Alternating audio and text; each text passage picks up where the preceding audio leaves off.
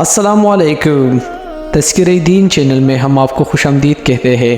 ناظرین، آج ہم تذکرہ کریں گے ایک اہم موضوع پر، اور موضوع ہے اسلام میں علم کی اہمیت و فضیلت۔ بسم اللہ الرحمن الرحیم۔ اللہ تعالیٰ کے انسانوں پر ان گنت احسانات ہیں۔ سب سے بڑا احسان یہ ہے کہ اس نے انسان کو قلم کے ذریعے بہت سے علم و فنون کی تعلیم دی، اور اس سے بھی بڑھ کر یہ کہ اس نے افضل ترین کتاب قرآن مجید اور سنتی رسول صلی اللہ علیہ وسلم کا علم عطا فرمایا۔ اسلام میں علم کی بہت زیادہ اہمیت ہے۔ علم ایک ایسی لازوال دولت ہے جو قوت، امن، سربلندی اور سرفرازی عطا کرتی ہے۔ انسانیت کا شرف و بزرگی علم سے وابستہ ہے۔ اگر علم نہ ہو تو انسان حیوانوں سے بھی بدتر ہے۔ جو علم خالص اللہ کی رضا جوئی اور خدمت دین کی خاطر حاصل کیا جائے اور قرب الہی کا ذریعہ بن جاتا ہے۔ علم کی دنیا اتنی وسیع و عریض ہے کہ اس کا کوئی کنارہ نہیں ہے۔ انسان سرتاج کائنات اور اشرف المخلوقات ہے۔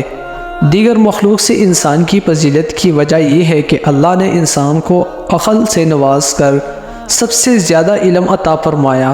فرشتوں کو انسان کے آگے جھکایا گیا، اور علم ہی کے سبب تمام کائنات اس کی مطیع اور مسخر ہو کر رہ گئی۔ نبوت کے سلسلے کا سب سے پہلا اعلان جو سرکار دو جہاں حضرت محمد صلی اللہ علیہ وآلہ وسلم کی زبان مبارک سے دنیائی انسانیت کو سنایا گیا، اس میں 3 چیزوں کا خصوصیت کے ساتھ ذکر فرمایا گیا ہے: کائنات کی پیدائش، انسان کی تخلیق اور علم کی نعمت۔ سورۃ العلق میں ارشادی ربانی ہے: اے نبی صلی اللہ علیہ وسلم، آپ پر جو قرآن نازل ہوا کرے گا اپنے رب کا نام لے کر پڑھا کیجئے، جس نے مخلوقات کو پیدا کیا، جس نے انسان کو خون کے لوتڑے سے پیدا کیا۔ آپ قرآن پڑھا کیجئے، اور آپ کا رب بڑا کریم ہے، جس نے قلم کے ذریعے علم سکھایا اور انسان کو وہ علم دیا جسے وہ نہیں جانتا تھا۔ کائنات کی تخلیق انسان کے فائدے کے لیے کی گئی ہے، اور انسان کو اللہ تعالیٰ کی عبادت اور بندگی کے لیے پیدا کیا گیا ہے۔ کائنات کے اندر موجود تمام اشیاء سے کما حق و فائدہ اسی صورت اٹھایا جا سکتا ہے جب انسان کے پاس علم کی دولت موجود ہو۔ اسی طرح اللہ تعالیٰ کی بندگی اور اطاعت بھی بغیر علم کے ناممکن ہے، کیونکہ اس کے بغیر انسان کیسے جان سکتا ہے کہ عبادت کا کون سا طریقہ اللہ کو پسند ہے اور کون سا طریقہ ناپسند ہے، کن کاموں کے کرنے سے وہ راضی ہوتا ہے اور کن سے ناراض ہوتا ہے۔ گویا بغیر علم کے نہ تو کائنات اور اس کے اشیاء سے فائدہ اٹھایا جا سکتا ہے، اور نہ ہی اپنے خالق و مالک کی پہچان ہو سکتی ہے۔ علم کے 2 مرتبے ہیں، ایک علم فرض عین ہے جبکہ دوسرا فرض کفایہ ہے۔ فرض عین علم یہ ہے کہ ارکان اسلام اور دین اسلام کی تمام معلومات سے آگاہی حاصل کرنا، جبکہ فرض کفایہ صرف دینی علم کا حصول ہی نہیں بلکہ ہر اس سائنسی علم کا حصول بھی ہے جو قوم اور انسانیت کی بقا و فلاح کے لیے ضروری ہے۔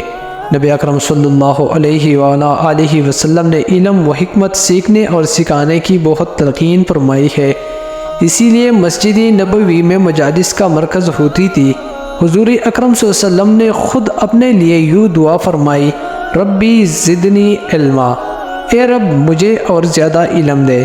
قرآن کریم علم کی ترقی یوں بیان فرماتا ہے: وہ اللہ ہی ہے جس نے امی کو اپنا رسول مبعوث فرمایا، اور رسول محترم صلی اللہ علیہ وآلہ وسلم ان لوگوں کو اللہ کی آیات پڑھ کر سناتے ہیں اور ان کے اخلاق کو پاکیزہ بناتے ہیں، اور ان کو کتاب اور حکمت کی تعلیم دیتے ہیں۔ ارشادی باری تعالی ہے: رحمان نے اپنے محبوب کو قرآن سکھایا، اس نے انسان کو پیدا کیا اور اس کا بیان اسے سکھایا۔ حضور اکرم صلی اللہ علیہ وآلہ وسلم کا ارشاد ہے کہ علم حاصل کرو، کیونکہ اس کا سیکھنا اللہ کے خوف کا باعث ہے۔ اسی سلسلے میں قرآن حکیم یوں بیان کرتا ہے: اللہ سے اس کے بندوں سے وہی ڈرتے ہیں جو اس کی عظمت کا علم رکھتے ہیں۔ سرکار دو جہاں صلی اللہ علیہ وآلہ وسلم کا ارشاد ہے: مجھے معلم بنا کر بھیجا گیا ہے۔ قرآن کریم میں اصحاب علم کے بے حد تعریف بیان فرمائی گئی ہے۔ بہت سی احادیث میں اہل علم کو عبادت گزارو بلکہ شہداء سے بھی بڑھ کر بتایا گیا ہے۔ علم حاصل کرنا ہر مسلمان مرد اور عورت پر فرض کیا گیا ہے۔ اسلام نے اہل علم اور اہل جہالت کو برابر کا درجہ دینے سے انکار کیا ہے۔ ارشاد ہے، علم والے اور بے علم کے ہی برابر نہیں ہو سکتے۔ اسلام انسان کو اس علم کا حق ادا کرتا ہے جو اس کی شناخت کرائے، جو قلب و ذہن کی تہذیب کرتا ہے۔ آپ صلی اللہ علیہ وآلہ وسلم کا فرمان ہے، علم و حکمت کی بات مومن کی گمشدہ چیز ہے، وہ اس کو جہاں پائے اس کے لینے کا وہی زیادہ مستحق ہے۔ علمی دین پر موقوف ہے۔ علمی دین کی بنا پر انسان بنتا ہے، اپنی حقیقت کو پہچان کر ذات حق کا عرفان حاصل کرتا ہے۔ اسی بات کو سن کر یا پڑھ کر صحیح معلومات کو ذہن میں محفوظ کر لینا علم کہلاتا ہے۔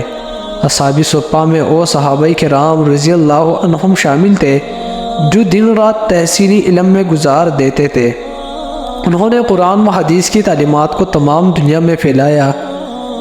انہی میں سے حدیث نبوی صلی اللہ علیہ وآلہ وسلم کے سب سے بڑے راوی حضرت ابو ہریرہ رضی اللہ عنہ نے کثیر تعداد میں مسلمانوں کو احادیث نبوی صلی اللہ علیہ وسلم کی تعلیم دی۔